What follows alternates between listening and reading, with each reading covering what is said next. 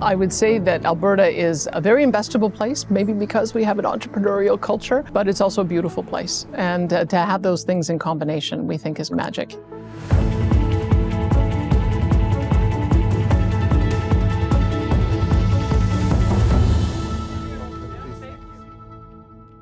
Now, investors in the tourism industry, like tourists themselves, are always looking for the next big thing. Well, Alberta in Canada is staking its claim to be just that.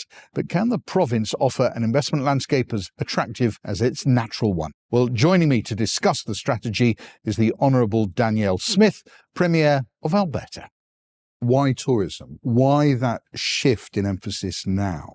I think any economy should be well diversified. We've got oil and gas, we've got green tech, we've got agri-food processing, and tourism just seems like a natural fit for us. We have about a $10 billion Canadian tourism spend that we had prior to COVID.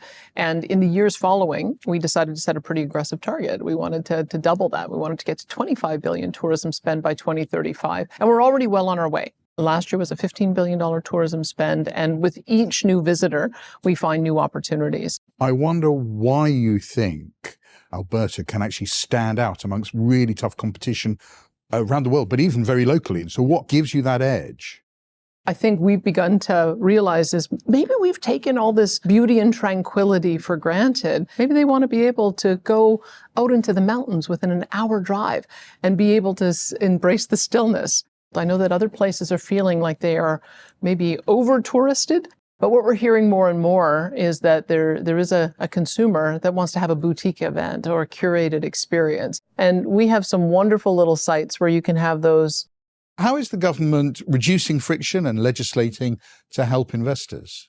In looking to our neighbor in British Columbia and seeing that they've had great success in developing year-round resorts, it was an aha moment. It was, let's retain our beautiful provincial park system, but let's carve out an area so that we're going to enable that kind of year-round resort development that hadn't been available in Alberta before. So we established the all-season resorts legislation, which has a different and fast-track approval process. We, of course, have to manage the issues around the environment, around Indigenous consultation, around water usage, and how you get infrastructure in there appropriately, but it's a permissive approach. We're not going to make you take 10 years to convince us we ought to do it. We're saying we already want to do this. If brands or investors want to invest or start developing a presence there at this early stage, can you describe what you hope or what you predict the future might look like for that sector in, 5 years' time or so?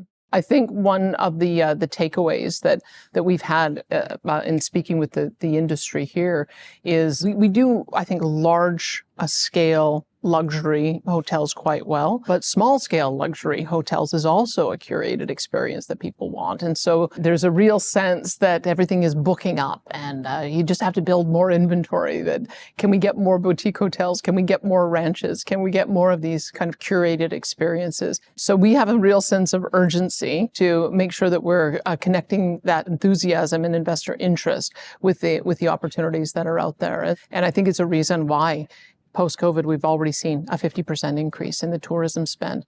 Danielle Smith, thank you very much. Yes, my pleasure.